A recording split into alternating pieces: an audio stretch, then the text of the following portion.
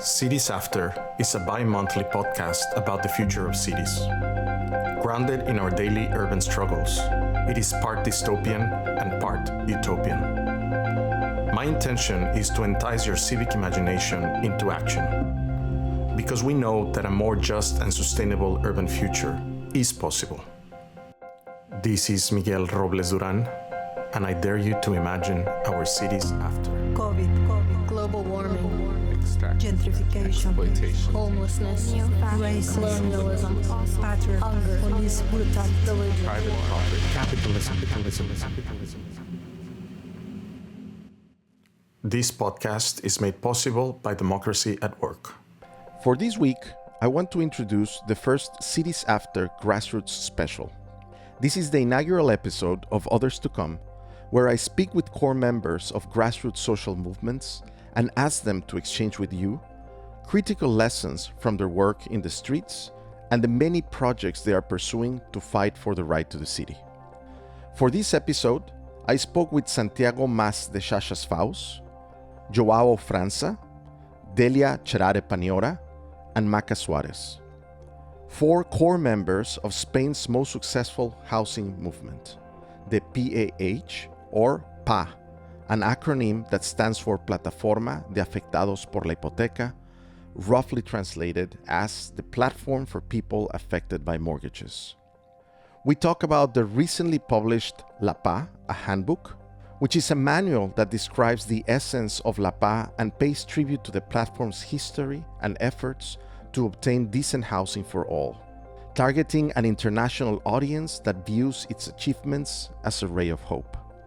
Established as a direct grassroots response to the 2008 financial crisis that burst the biggest housing bubble in Spain's modern history, the platform for people affected by mortgages has over 250 branches across the country and has instigated a paradigm shift in terms of viewing housing as an inalienable human right. It has shown that there are ways of making the personal, political, and transforming struggles based initially on personal dramas into large, organized movements that challenge the authorities and the wider society at large. Hello Delia, Maca, Santi, and Joao. It is a real pleasure to have you in Cities After. I want to focus today's conversation on the handbook that you recently published. In it, you share lessons for collective action from your very successful fight for the right to housing in Spain. I had the chance of reading it before this interview, and I was very impressed by its direct and easy to follow content structure, which you managed to organize into 10 key points that aim to answer some of the most relevant questions that all housing movements around the world ask. How should movements welcome people at assemblies? How should an assembly-based decentralized movement be organized? How can movements carry out nonviolent direct action? How should movements negotiate with others? How can movements change narratives and perceptions? How can movements harness the power of the streets? Many movements answer these questions over time through trial and error, but you as La PA have decided to contribute to the debate by reflecting on your experiences and presenting them in this manual. As I understand, the project started with a proposal from Joao to La PA. So, Joao, you're a journalist that has been documenting the movement since its inception. Can you tell us what was your main focus when you approached La PA with the idea of making a handbook? Our focus was to think about organizing, because that can work in very different contexts. So the focus was not to tell people how they stop evictions, how they occupy buildings, but to think on the ways that you can organize, that you can get to mobilize the people really affected by the problem, that they can get empowered, and to build a movement that can work all over a country, right? Yes. So we started to talk with the first, let's say, focus group with people from PA Barcelona to think on the things that were more relevant to them, thinking about the way they work and the history of the movement. And after that, I started talking with people from PAs all over Spain. And I ended up talking with like 50 people and I had like the first schema we made with the people from Barcelona. And after that, we tried to gather the issues that were relevant also for other platforms, and tried like to summarize it in the way we could, let's say. No, it's great to hear, Joao, but I want to hear also from the side of La PA. I mean, Santi, when you were approached by Joao about, it was your 10th anniversary, you obviously were trying to celebrate in some form, all the sort of amazing triumphs that you have achieved. But Joao approaches you with this project. What was the response? I mean, first of all, what did you think about? Well, that was a great opportunity for the movement to precisely do one of the things that we like to do most, which is to share our knowledge, or to share what we have been learning, or to share our mistakes, and to share. We know how difficult it is to. That book started at the 10th anniversary. We are now at the 13th. Maybe you think it's 20 because it has felt like a very long time. It does. It feels like it's a long time, yes. But it's, which is already for a social movement 13 years to be inactive and to be at the level that PA has been. It's really a huge success. With all in these 13 years, we have gone through many different phases. So it's something to be proud that we have been able to reach this 13. But so it was a great opportunity, and also the support of Rosa Luxemburg in this aspect was key. And the first idea, to be honest, was more about the history. Let's talk about what we have done. Let's talk about, well, maybe how cool and nice we are. But then at the end we decided that it was maybe something more for our internal use, and then we wanted something really to be used by other social movements. That the book is La PA Handbook, but it's lessons from collective action from the right. Lessons for collective actions from the fight for the right to housing. So we are trying to use how to fight collectively. Housing could be about immigration rights, could be about many other topics, no? And this is not about a book about housing specifically. So yeah, I think we thought it was a great opportunity. As you said, it was not easy to choose the 10th chapters, or which 10 aspects we consider them more strategic, or the ones that we wanted to share. But I think it gives now, that we will review one by one, I think it gives a very good idea of the different aspects, the different difficulties, and our objective here is, this is our model, this is what has worked for us. That doesn't mean it has to work for everyone. Our reality for sure is different from other movements and other countries. We just hope that some other social movements, we may be inspired by some of the aspects, and we will be happy also to connect with them if they have any questions or follow up of any kind. So Maca, I wonder if you could tell me, how was it? I mean, the Joao approaches, I assume, the Barcelona sort of organization, the part of La PA that is based in Barcelona. How easy was it to incorporate the other sections of La PA in Spain? And in which way were you thinking of going even beyond it? Because one of the things I find very special about this handbook is that it's trying to touch networks that are outside also of La PA in terms of its organizing. So I wonder if you can tell me a little bit about this. So one of the things that Joao organized for us was a series of Zoom meetings in which various representatives of different PAs across the Spanish state could speak about their experiences in different commissions within the PA, in different trajectories within the PA, and also in their own personal experience of being an activist within the movement. And so what was enriching the work that Joao was putting together was this collective experiences of one movement, but that has many nodes across the state. So the PA has 220 nodes that currently work in collaboration with each other. And so having perspectives from different parts of the state was important as well.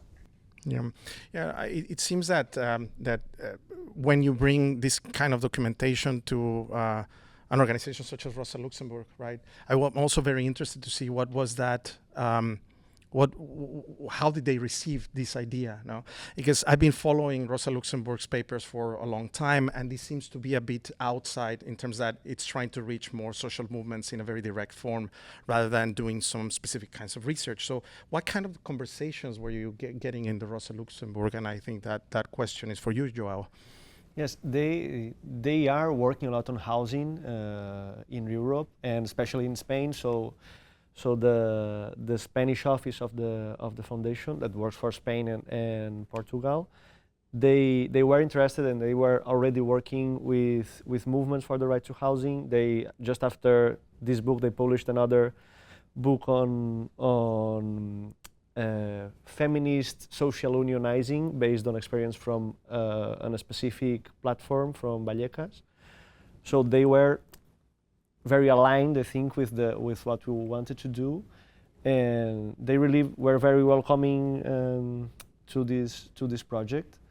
But yes, I think it was a little bit more like they meant it to be useful. So that's why we thought together about the best way of framing it and thinking of it as a handbook. That was a thing we started to think with PA and kept thinking with the foundation. And regarding the style of writing, let's say, it has a little bit more to do, I think, with my journalistic approach to this kind of issues. So the initial idea was to make some portraits. So every chapter should have had a portrait of an activist that, with his or her life experience, could explain the issues we were dealing with. But then the pandemic started and we were all in lockdown. So we switched to Zoom meetings, and it was a pity, so I could not meet people from other paths in person, but it also made me able to talk to much more people than I thought of in the beginning. Right? So who came with the points? How was it that you came with these points? I mean, let me just talk about the first one. You know, the first one perhaps has a hierarchy, and this is a question I have for you, right, in the handbook. The first one is how to organize supportively, right? And then you share a specific series of points on organizing supportively, which here will be on solidarity on another sort of forms. How was it that you came together in consensus to say, like, this is the most important part to present it as the first point? I think that the first point was easy. I think that was the easiest one because I think everyone at PA knows that everything starts with our what we call the welcome assembly, where the people that are affected comes for the first time, and how that what everything plays in at that moment. No, there you see the collective advice. That means that you do not arrive to a place where a lawyer will be answering your questions, or then somebody will be taking care of your case. You go to an open space where you see people answering to each other, and you see people that were at the same situation before you, giving you now the answer of what you should be doing. So this is the DNA of PA. Nothing else will be understood about PA if without their welcome assemblies and our collective advice. That's where the empowerment takes place. That's where a lot of the strategies also afterwards came out of from. So yeah, that was this first one was easier.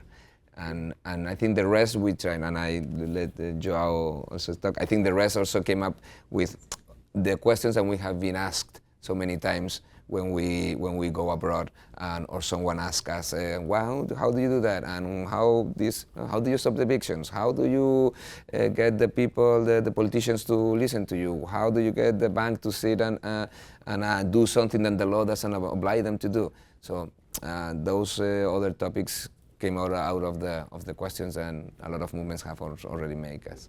And the order of the chapters was not meant to be hierarchical, but more than, I think the first chapter really is like one of the most important things, and that's also why the video that accompanies the book is focused on this chapter, on creating a welcoming organization, because sometimes social movements can be very very closed on themselves. So at PA, people arrive and there's someone at the door that says, well, welcome, you can come in, you don't have to worry, you're not alone, sit here, and people will explain to you. So I think it's very important in the sense. And the other chapters, I think they are ordered from smaller to bigger, or from inner to outer.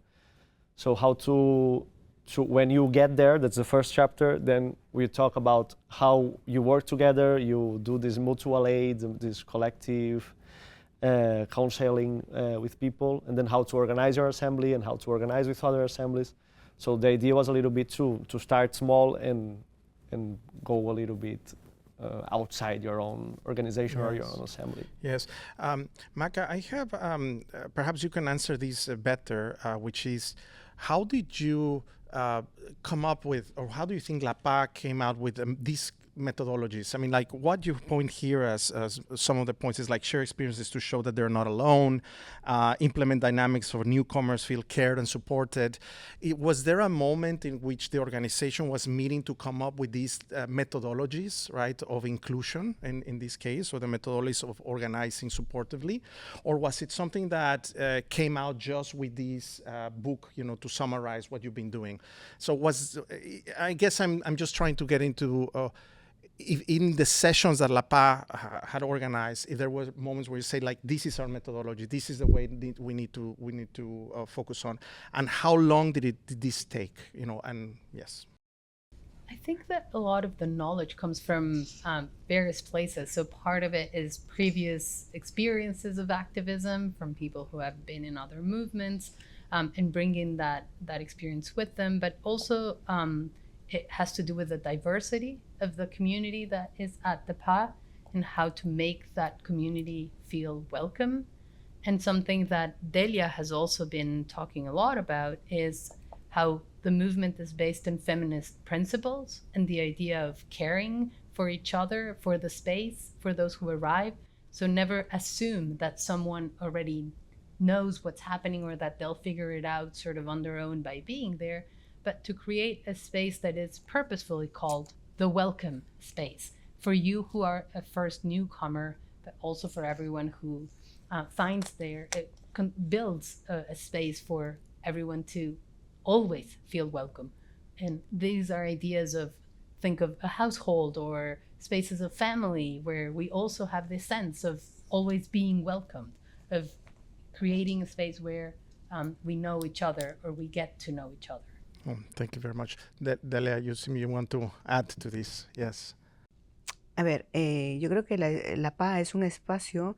Delia was also speaking from her own personal experience and saying how this space of the welcoming assembly is a space of companionship and of trust and of mutual support. And that she remembers 11 years ago when she first got there, that it felt like a place where she could be welcomed, but also a place where she very quickly started learning, and that everything that she's learned in the long run, she's also taught others, so that it created a space where that mutual support meant all the things that I'm learning within the movement, I'm also sharing and I'm also expanding on those. And just to add, regarding how we choose the 10 points, is Joao made the proposal after speaking with the different chapters and commissions, and then he proposed, what do you think if those make sense? We add one, I think, or we change the name of the title of some of them, but the concept and the idea was his after doing this research of talking to different people and what the different chapters were bringing up as they was relevant for them, that they wanted to talk about. Those are also how we end up with these 10 points. I see. And you said the first point was very easy. But then the second point you mentioned is how to resolve problems through collective advice and support, right? And that does sound a little bit more complicated. How is it that you chose this to be the second point? This seems to be more that La PA had to resolve a lot of problems, for collective support and a lot of discussions, right? Well, yeah. Well, it's part of one of the main things in the DNA of the platform, and I think it is what is interesting for other movements also. that people get there, as Delia was saying, they get there with their problem, but there's no professional advisor, lawyer, organizer who is there telling them what to do. They find people that arrive there like themselves and that learned there to solve their problem and is teaching them to do so. So the way to deal with problems changes a lot when you do it like that. And when what people say is that when somebody helps you, you feel like you don't know how to do things and there is someone who has the knowledge and he's solving the problems to you, then you feel in debt with that person with that person, and you don't feel more capable. Sure. And there people solve their problem themselves and also help other people solving their problems. So that's why they feel really empowered, not only in their housing problem, but also in other spheres of life. Yes. I mean, you talk in this point a lot about horizontality, right? And this is always something that comes up in most organized social movements. I mean, the question of horizontality. I wonder if you could help me, I mean, from your perspective, what is that horizontality that you talk about, right? Because this is a very conflicted situation for most social movements. You know, what does it mean? Well, it's a complicated Yes. answer. In fact, we were discussing it yesterday also now, because it comes up, obviously. It keeps coming up. No, horizontality at the end of the day is trusting this common space that we have given each other, that's the place where we are going to decide, take all our decisions. So if you trust that space and you trust the collective intelligence, and you trust and you believe, truly believe that each one of us can add something to a discussion, that each one has an opinion that is relevant, then you have to accept that whatever that assembly decides is exactly what needs to be done or what will be done, and you need to accept that, even if it's not what you have thinking, or it's something that you clearly think that it's a huge mistake, and then you need to support. And that's the horizontality means that accepting also the results of this assembly, and the other is that we all have roles in the organization. Mm-hmm. It's clearly that the ones that are spending Delia than is there for 11 years is going to have a bigger role, or it has more capacity of influence to someone that has just arrived. If we are discussing a topic, or Delia or I or Maca are the first people to stop to speak, this is going to conditionate how the conversation most likely will go. Yes. And we can really influence, certainly, what could be the outcome. So we have to be very responsible of our role in the organization. So you need to know that you need to promote other voices, and you need to be acting very consciously at any time. If you do that, then it is horizontal and it is assembleary. That doesn't mean that you need to reach 100% consensus at any time, all the times. Mm-hmm. And that's also for the sake of the organization, for the capacity of making decisions, for the capacity of adapting to realities. The consensus, the full consensus, that's something that at PA we try. But if we reach to a point that this is not going to happen, then we just go and vote and let's continue. And Maca, how often do you have to rehearse that horizontality? Is it something that has, as new members come in, becomes ingrained, and the new members act upon, the horizontality that you are mentioning right now? Or is it something that you have to constantly work on? And how do you do that? Is it part of every assembly to remind people to do this? I ask this question because this is, another contentious issue that appears in a lot of social movements where I live. Yeah. I think that it's a process of continuous learning. So there are certain practices that we've adopted that we see that work, and others that we fear aren't working so well for horizontality. And I'll give you an example which perhaps best illustrates. And it's the way that at PA Barcelona, the welcoming assembly is moderated. So what Santi was mentioning is, if you have one person that initiates the discussion about what we do at PA, you might start associating that one person with the knowledge of the entire movement. Whereas if you rotate those roles, or if you start creating workshops to train people to be able to manage or to lead the assemblies, then you start to have a lot more voices. And also people who maybe were shy at the beginning and thought they didn't know, they start to recognize their own voice as a voice of knowledge.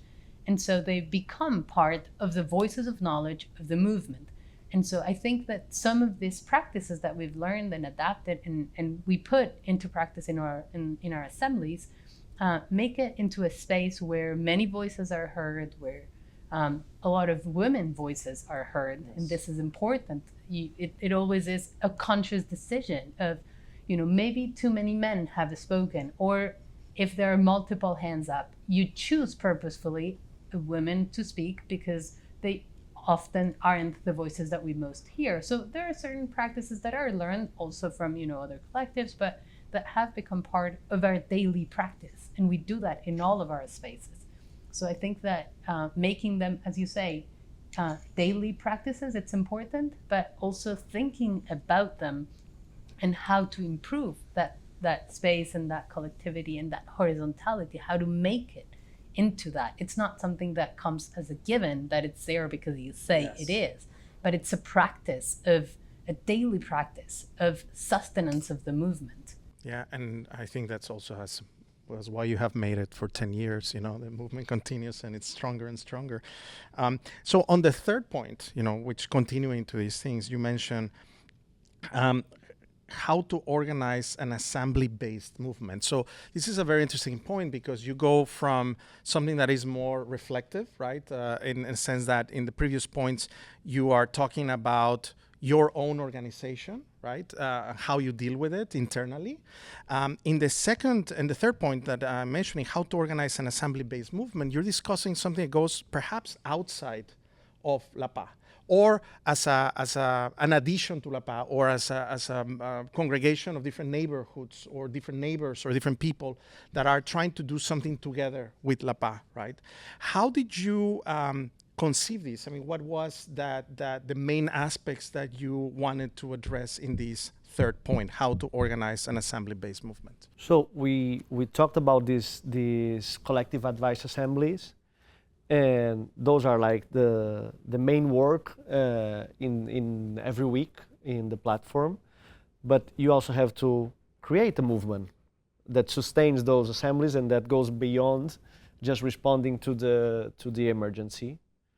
So here we tried to share the strategies that can be found in other movements that are assembly based, but are thought as a way to make the movement stronger. So the people who arrive there for the first time to find a solution for their problem, they find out that they can also do other things, and that makes them feel more useful and stay in the movement in a specific commission, and that can be negotiating a law with elected officials, or organizing a party to celebrate the anniversary of the platform, or a big victory in parliament, or in occupying a building. So everyone can find a place where they can be and feel useful and part of the organization. No, I will add that,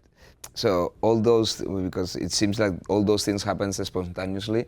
No, you just get there and you have a welcome, everybody knows what they need to do, and there is a lot of preparation. So if you want, for example, your welcome assembly, which is where the collective advice happen, you have, as Maca was saying, someone that is going to be moderating, you have someone that is going to be passing the microphones around, you have someone that is going to welcome you at the door to let you know, be this first warm welcome. You're going to have someone that is taking care of the silence. You have a commission in itself just to prepare that welcome assembly where the collective advice takes place.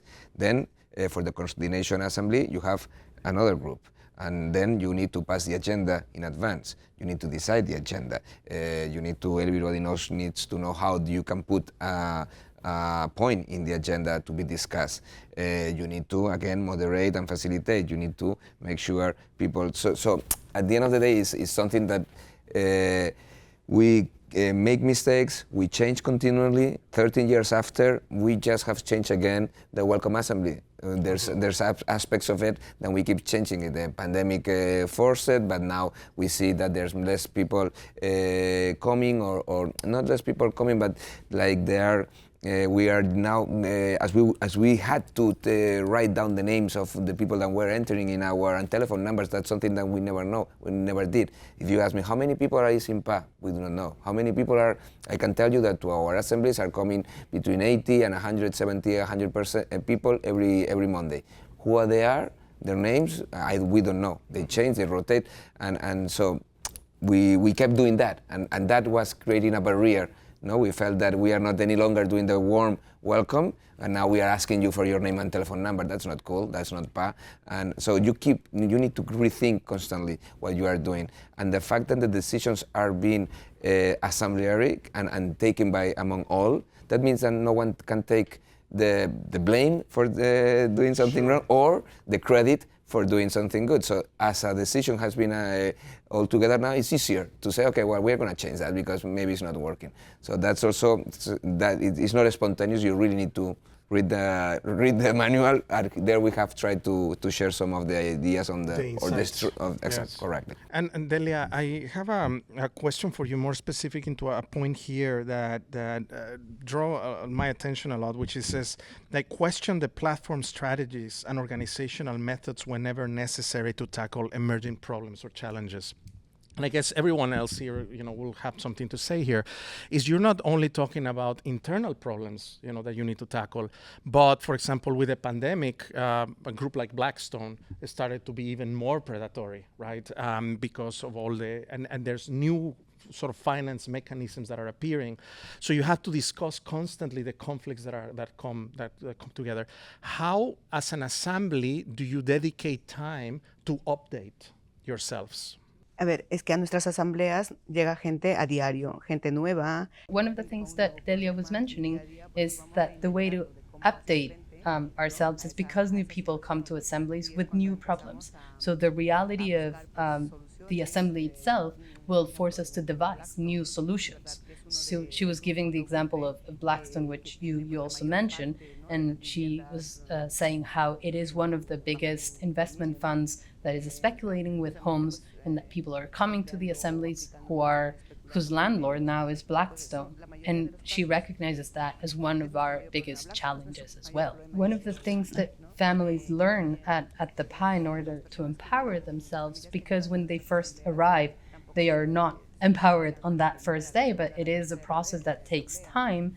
But what they learn is that they can change the way they think about the financial system and housing itself. And so by changing their own knowledge of how they think about debt or finance and housing, they are also becoming empowered at the PA. Yeah, I love, Delia, that the way that you mentioned that, Blackstone is your biggest problem. I think that the world doesn't know that it might be one of the biggest problems we're facing. And new companies like Blackstone, because it's not only Blackstone that are mirroring themselves around this, right? Which is a topic that I certainly want to keep on discussing in this podcast more and more. You wanted to say something, Santi?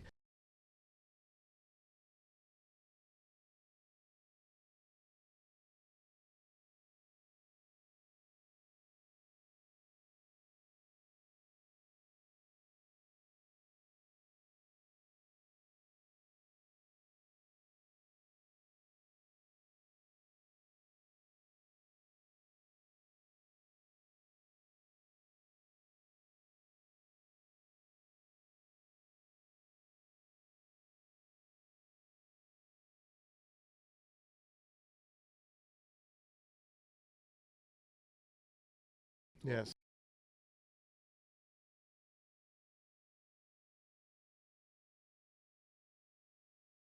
To maintain flexibility, yes.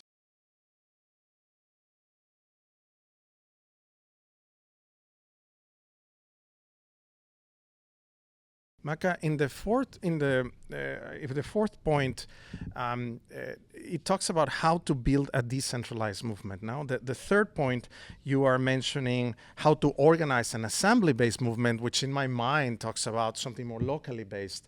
But then in the fourth point, you emphasize a lot the necessity of a decentralized movement.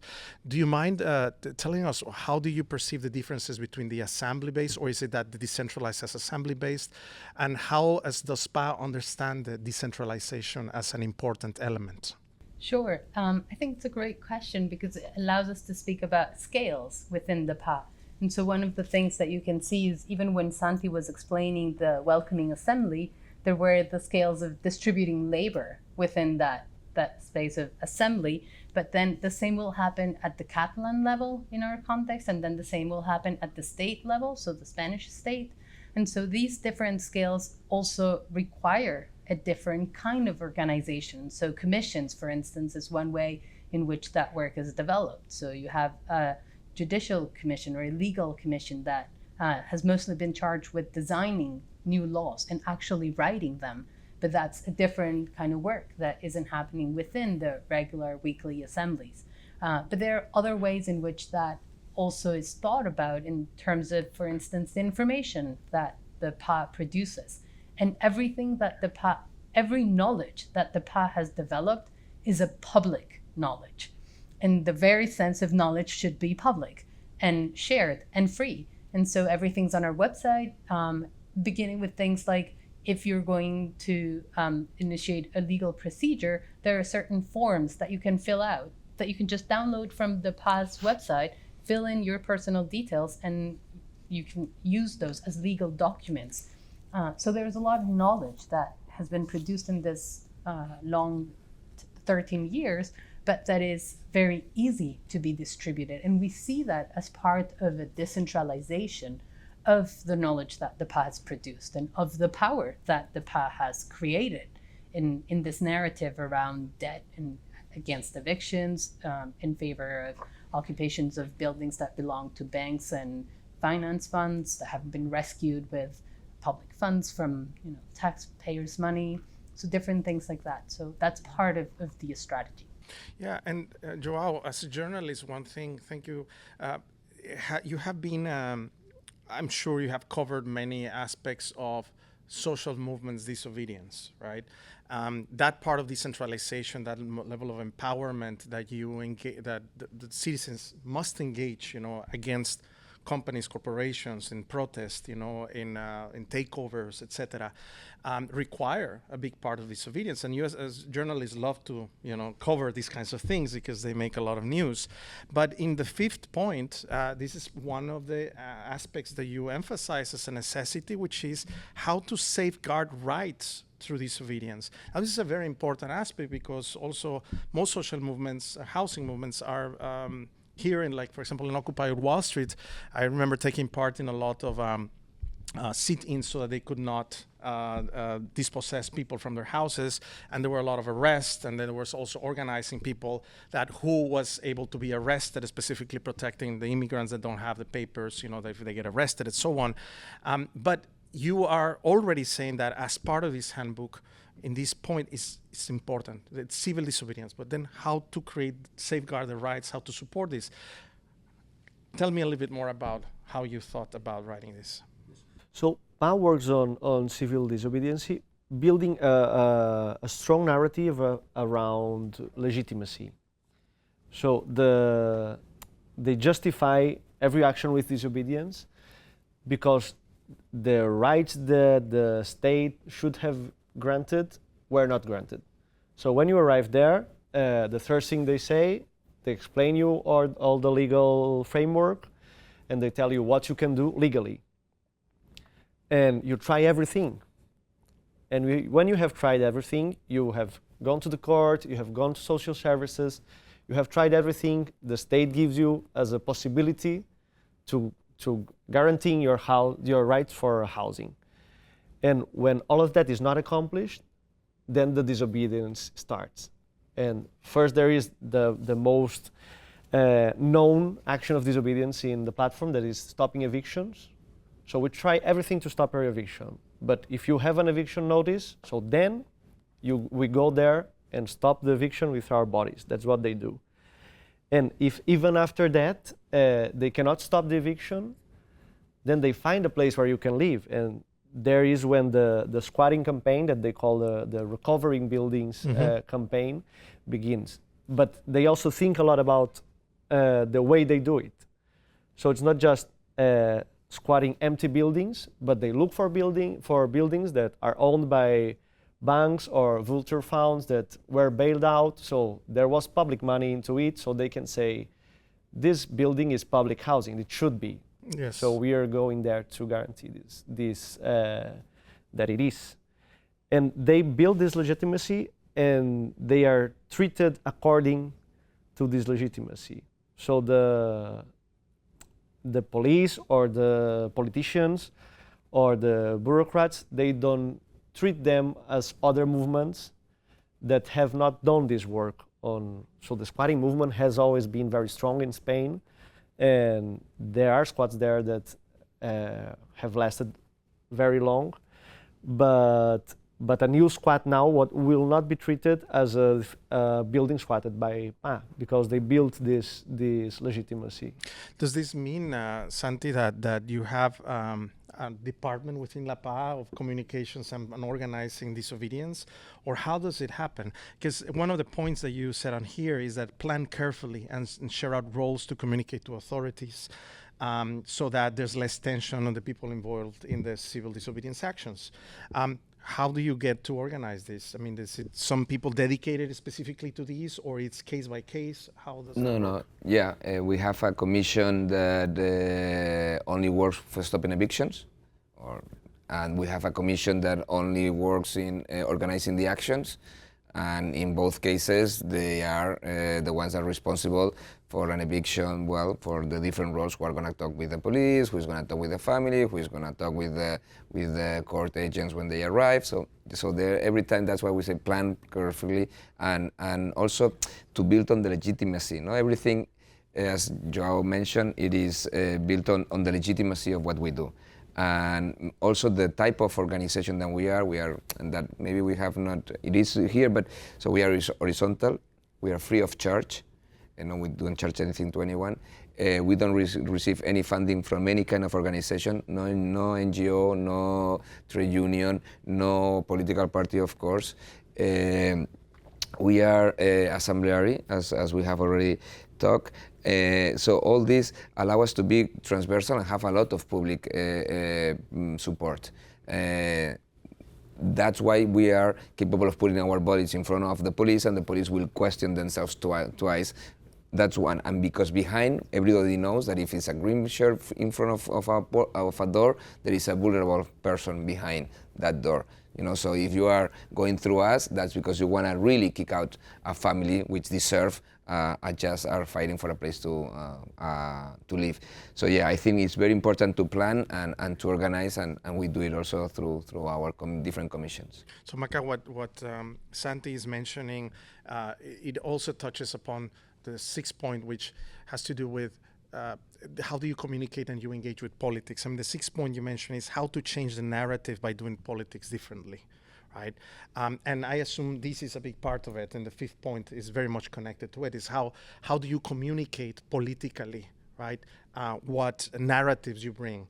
I wonder where have been the most efficient strategies that you have used, and you put a series of here, how to do it, how to prepare, how to come with creative, innovative, but it would be great for our audience if you tell us about one or two of those communication strategies which were fun and engaging and had a lot of success. Yes, I think that thinking about them as a creative carnival of protest, or a space where people are going to be and have fun while protesting for something they think is fair, is definitely a way of describing some of this direct actions that PA organizes.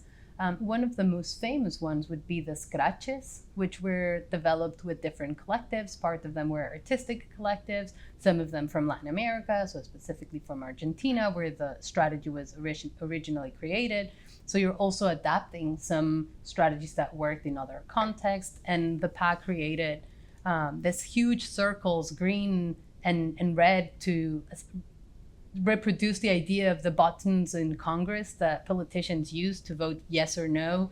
And it was part of a campaign for a citizen-led change of the law, the housing law in Spain. Yes. And you could see people with this huge carton-made circles that looked quite funny, and it almost seemed like the giant puppet idea of what if you look so ridiculous that it would be almost worse for police to try to stop you. Yes. Because they would end up being the laughable actor within this sort of theater or a spectacle of using public space. So I think that many of PA's actions have been designed to also attract attention, call public attention, to let citizens around us know what's going on, but also allow people to empower themselves. There was another action that was made with giant posters of faces of people from the PA, which were glued to the walls of one of the largest banks in Barcelona. And in some of these, you could see the person that was the specific affected person by that mortgage gluing their own portrait to the wall, and the sheer sense of satisfaction of, now I am here to protest, and this is me, me that represents a movement, that means a collective that's here together. So I think that many of these are also playing on the different imaginaries that we have around how can we mobilize in ways that bring in different talents also that people already have or that are willing to bring into PA. No, I want to add one, as we mentioned, I'll talk about Blackstone, no? And we talk about how we change the narrative. And one of the things that we did with Blackstone, and maybe it's some ideas from the audience, no? Whatever country you are, you most likely have Blackstone owning some or a few, or it will come and own thousands. They rent them. So for a while we were just calling to ask for an appointment, and we were not showing up. So we said, okay, we are gonna screw you in the sense that at least you are gonna waste your time thinking that someone is gonna go there, and obviously they realized that something was going on, and then they started asking you your identification number, but would you fake, and we kept. But we decided to appear at one of them. So we just pretend we were a couple, that we were just ready to rent one of their very nice units. Well, in fact, was a unit that had someone evicted before because they had this anti-eviction door. So okay. He was apologizing, sorry for this, these squatters, they are crazy people. And I said, yeah. And we just entered the house. And once we were in, a whole bunch of people, we left the door open, and everybody was hiding from behind. And we just entered with the TV that we're also following, and we told them this is going to be, and we occupied the house. And the guy said, well, you can go now. Now this is our place. And we kept it. And that's one of the houses that we recovered, and that we put a family to live there, and Blackstone were not capable. We demonstrated that was an empty house that had been empty for already a few years, that there was a family that had been evicted. So that helped us to explain the whole narrative. Yes. And explain about who was Blackstone and what they were doing with just the mortgages that they just bought from Catalunya Caixa. Delia, this is an interesting point, because you imagine that you are really enraging or pissing off very important, powerful people with these actions. But nevertheless, your next point, right, it says how to get powerful people to negotiate. And it seems like it's a bit contradictory or antagonistic to your actions. You are provoking all of these powerful people to actually, not like you, but at the same time, you're basically telling all movements with this handbook, you have to get powerful people and negotiate, with them.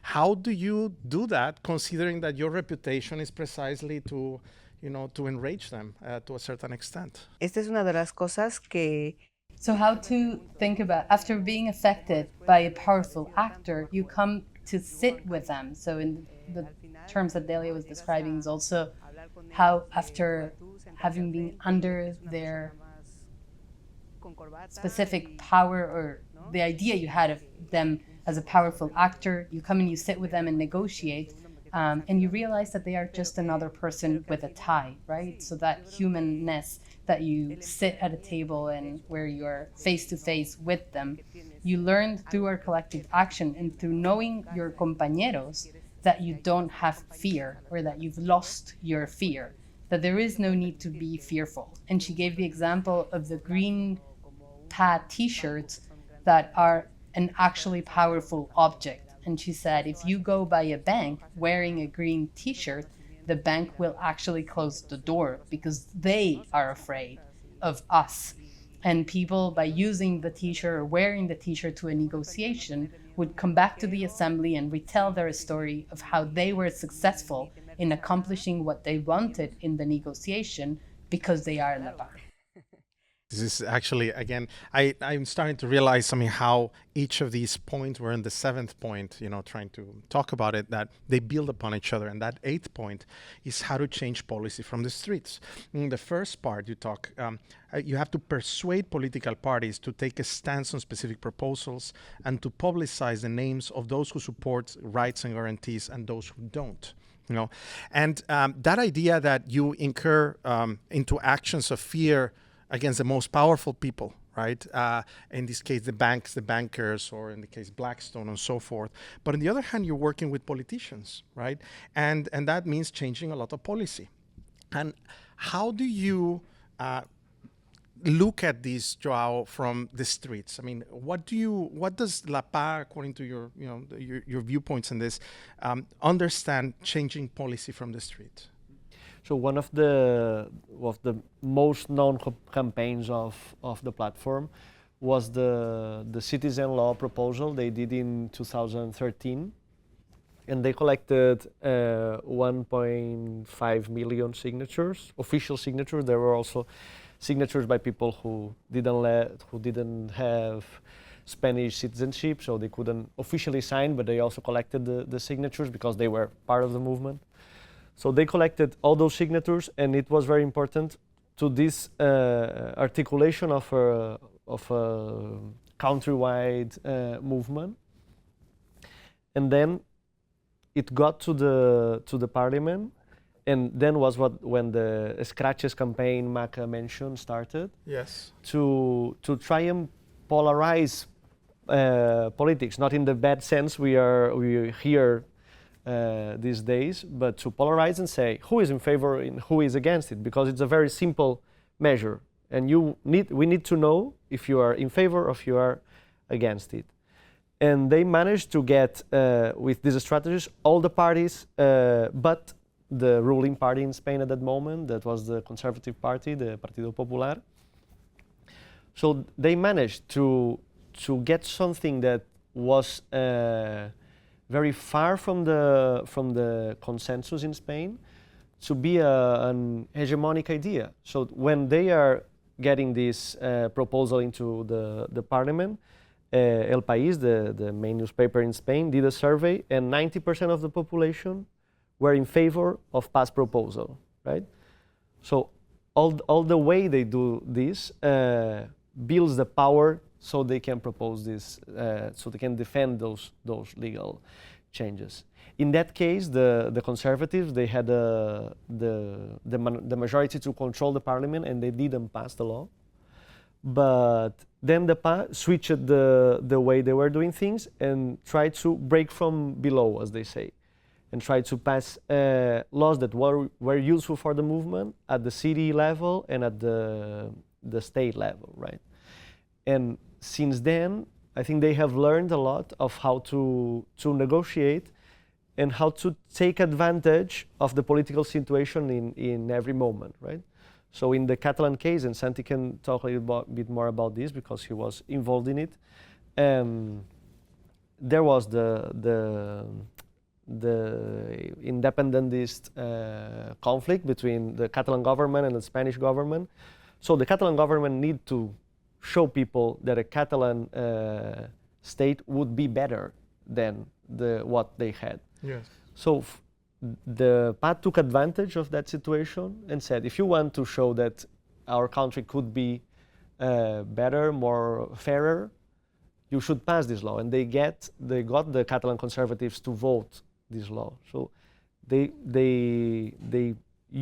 take advantage of every situation and try to find a way to break through those closed lines, right?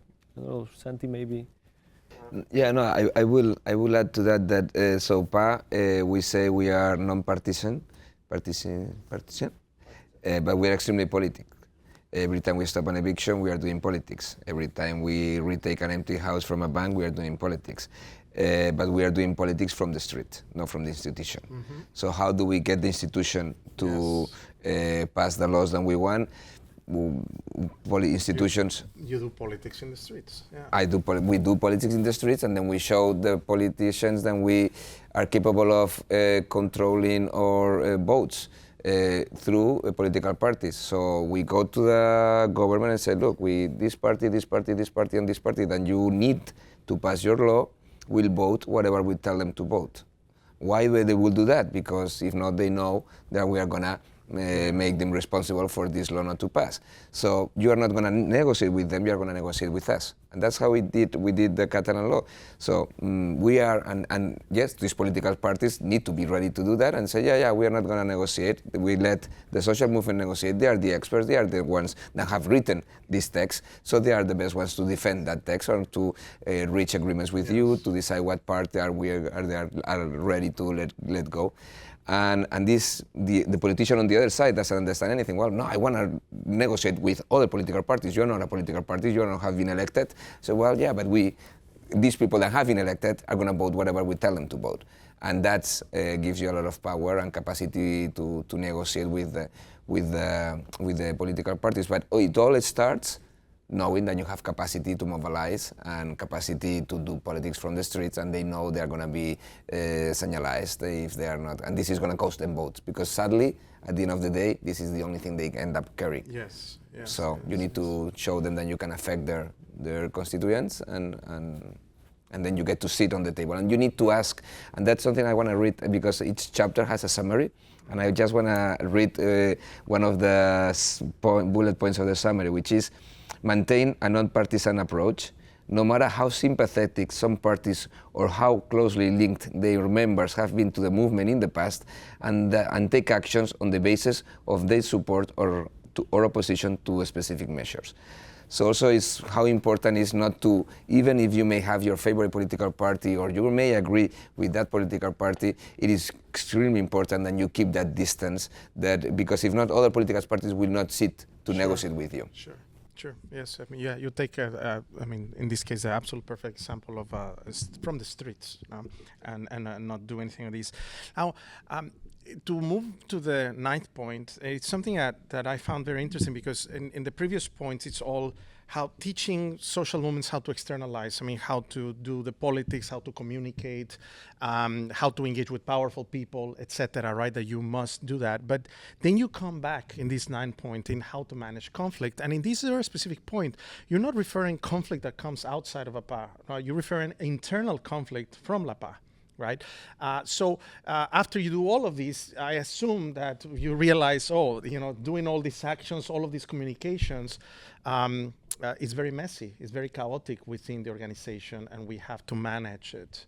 I wonder, Maca, if you can extend on what do you do to manage this conflict, and what do you refer, what are these conflicts that you're talking about in these points? Because you're talking about developing tools for tackling specific kinds of violence, or people within the movement that take advantage of the movement, or these kinds of scenarios that always appear in social movements and make it very important. So I think that one of the first things that happens, and that's very important, and it almost seems obvious, it's you recognize that you have that problem. So you open the space to talk about them. So one of the things that we created relatively early on in the movement was a space for conflict resolution within the movement. Mm-hmm. And there were people invited from other collectives or spaces of expertise that knew about conflict management. And so why not learn from other people who have worked on conflict management and start developing our own skills on that? So you might bring in a neutral party, you might bring in someone who's not part of directly of the conflict, and you sit together and start to listen to each other. And so creating a space that is safe for that conversation is very important, because you're recognizing that the problem exists, but you're also trying to listen to the other person. this isn't ideal in every time that you try it, but in many of the instances, you also realize that many of the themes or the issues that PA is dealing with are very taxing emotionally, mentally, economically, so that there are groups that are going through a very rough time. Yes. And that sometimes part of that gets involved also in how you're doing politics. And so you need to find spaces where you can talk about that, you can care for each other. At PA Barcelona, we started having an assembly that was about psychological health, so how to deal with mental health and issues of home eviction and issues of over-indebtedness. And this was led by a psychologist who was running this as a volunteer. And it was a space that was actually explicitly designed for not talking about housing. So how to talk about, conflicts with your children or within the couple or other things that were maybe about your job. And so a space that would allow you also to realize that your life is connected through all of these other issues. And then finding ways to celebrate when you have victories, because those are spaces in which the other side of things happen.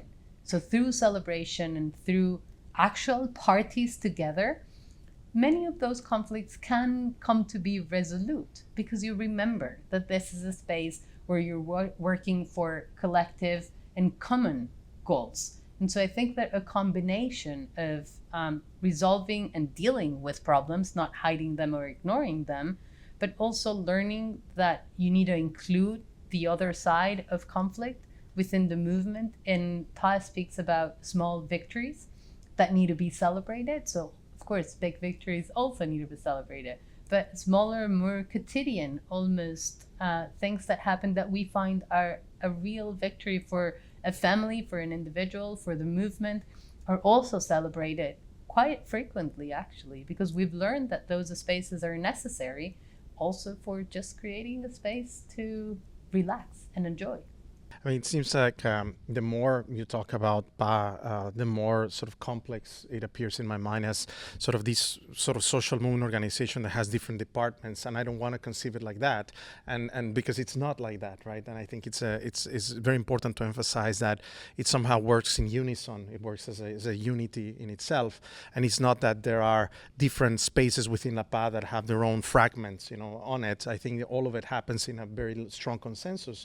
And that's, I think, when you have decided, and I want to talk to definitely Joao in this one, which is the last point, and it's reaching of the consensus, because working for 13 years, in this social movement, learning from all of these, developing your methodologies, developing forms of communication, developing strategies on how to engage with conflict politicians and so forth, right? You have decided with this handbook, and I'm talking not Joao's only, but La PA in general, to work at or to push it at an international level. So we are ready. We have enough solidity or to show, or to begin to help other social movements around. And your 10th point, very rightly so, is how to build networks with other groups and why. And it's not only groups within Spain, in this case, or within the localities, but you're actually starting to discuss building networks with other groups outside. I consider also your involvement with Rosa Luxemburg Foundation as being one of those, externalizations. And how did you find the conversations with La PA and saying yes, we are ready. Your handbook is in English at the moment, and it's also in Spanish. I assume there's talks about putting in different languages. Do you sense that there's a moment in La PA where they're gonna begin to do workshops outside and do teachings? How do you see the future of La PA after this handbook, beyond, of course, the main structure, which is continuing to find evictions and Blackstone people and so forth? Well, I think they have already done workshops worldwide, but maybe this task can be intensified, and the book will be published in German at the end of May. So yes, and this last chapter, for me it was interesting because it appeared at the first conversations that it should be an issue. And after some talks, I started thinking maybe it's not a big issue. That's the way I was looking at and when I asked them back, so this is my proposal after the first proposal, what do you think about that? They said, no, you have to talk about building alliances, coalitions with other movements. And I think you talked about this idea of like departments within the movement.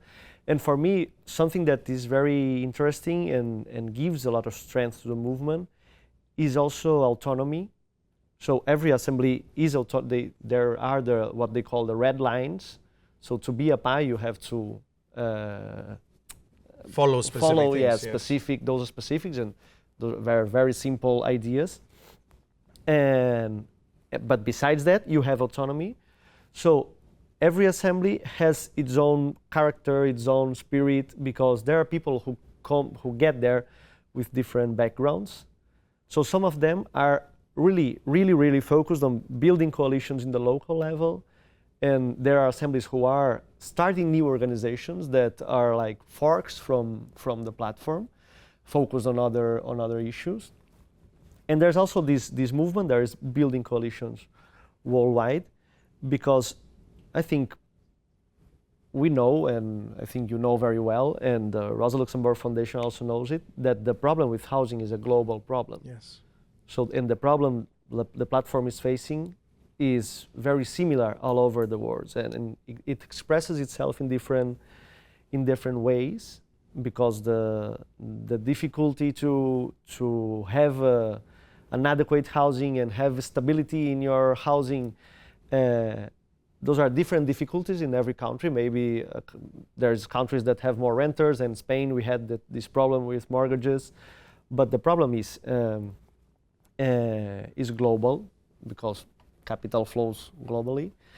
And the movement saw this, also because I think a lot of people get there to ask them what they were doing, because I think there were a lot of movement and researchers interested in the Indignados movement, and what was more visible in that movement was the stopping of evictions. So I think there were lots of people getting there and wanting to know what they were doing, and that also makes the movement think, well, what we do can be useful outside here, right? Part of the audience of this podcast series is based in the United States, and there's a lot of social movements based on housing around here. How do they begin to do this networking with organizations such as you that have such a big experience? I have had really great sort of moments actually organized by the Rosa Luxemburg Foundation, in which they have been trying to develop a global organization on housing movement. I'm trying to refer to specific kinds of groups that are trying to create larger coalitions. That is not Spain, is not anything. So, how would you get to do that? In your experience, when you have exchanged with other organizations, what do you think are the key principles in which you find this competence, this solidarity, that needs to continue to build, and what is necessary to continue to build something as global as what Joao is talking about? So I'm wondering if Maca or Santi or Delia want to address this. I think we all agree, as Joao said, no, that how we place it on the handbook, the relevance of fighting together, and because the capital is global, so we need to be global also. This project included videos that we would like to develop, so we are also looking for that funding and the translation. And you were asking also about what is the future. We will do workshops. If people want to do workshops, we will be happy to do workshops free of charge, because everything is free of charge. But PA has an international commission already since 5 years, because we've had so many of people approaching, and we have a new book also that is reflecting of all the researchers that have come to PA, and they have just published a scientific is proper, right, to say that an academic yes. paper, and so yes. we have collected in another book all them, because we have more than 60 papers about talking about PA, the PhD program, so final thesis. So we have all that, and we are part of the International Housing Coalition for Adequate Housing. That's the one I was referring to. Yes. And in that space, we do share campaigns, we do share research, which is basic, no? We need to know, for example, Blackstone, where do they get the money from? Who is really investing in Blackstone? What is happening with all the pension funds that are investing in Blackstone? Do they,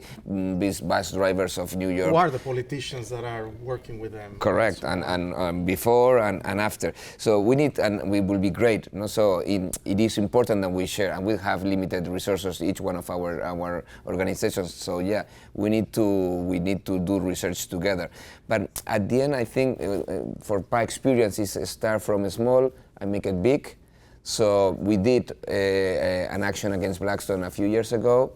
I'm making a call for the audience. If you are a grassroots organization and you want to do an action against Blackstone in your town, then contact us and we will be doing it in Spain, in London, in Japan, in many cities around in the United States. And then they will start to listen and they will be starting to realize that they can connect themselves internationally, but we can connect it also as a grassroots organization. And this can be the seed of doing more things together. Sometimes if we spend a lot of the structure and time on thinking of supra organizations, maybe we already know the reality of our own organizations, which we don't have time already to cover what we...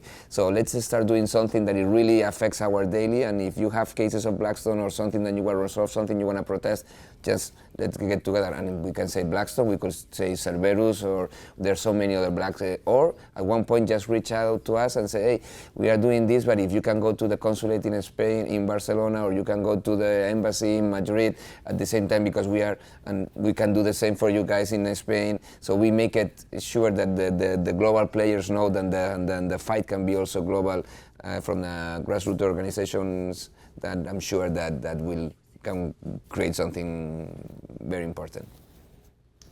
Marca, you wanted to add something? Sure, I think that I would add that also it's important to think that in that context of the global world in which we live, the composition of our populations is much more global as well. And PA has been deeply marked by the experience of migrants, particularly from Latin America, but also from many parts of Northern Africa and other areas of the world. And that thinking globally is also a reflection of the global citizens that are within the movement. So I think that there are many ways in which we can add layers of complexity to that way of thinking about going global. Yeah, and that is something that we have said repeatedly, but many guests in these podcasts have said that, you know, companies like Blackstone operate beyond boundaries of any nation state now, and these have become the largest sort of menace, you know, against the right to housing, and therefore there needs to be a very different way of organizing, which requires that sort of global perspective. Now, I'm deeply honored to have been in this podcast with you, or having this great discussion, and I hope that we continue to be in touch, and then we get into more conversations in future episodes. Thank you very much. Thank you very much for the invitation. This was another episode of Cities After. Thank you for listening, and don't forget to subscribe.